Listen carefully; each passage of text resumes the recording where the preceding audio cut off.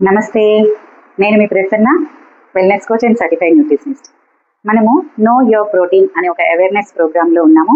దానికి సంబంధించిన ఇన్ఫర్మేషన్ రోజు కొంచెం కొంచెంగా తెలుసుకుంటూ ఉన్నాం. ఈరోజు మనం తెలుసుకోబోయేది ఏంటి అంటే, ఒక మానవ శరీరంలో ప్రతి ఒక్క అవయవానికి కూడా ప్రోటీన్ అనేది చాలా అవసరం. మజిల్కి కావచ్చు, స్కిన్కి కావచ్చు, హార్మోన్స్కి కానివ్వండి, అలాగే ఈవెన్ ఇమ్యూనిటీ బాగుండాలన్నా కూడా ప్రోటీన్ అనేది చాలా అవసరం. ప్రోటీన్ మన శరీరాన్ని రిపేర్ చేస్తుంది, అలాగే రికవరీ అవ్వడానికి సహాయపడుతుంది, బాడీకి స్ట్రెంగ్త్ని ఇస్తుంది. కానీ ఇప్పటికీ ఇంకా చాలా మందికి తెలీదు వారి శరీరానికి ఎంత ప్రోటీన్ కావాలి అని.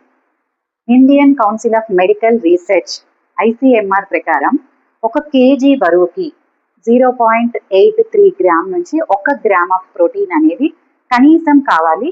అలా వారి శరీర బరువుకి తగినంత.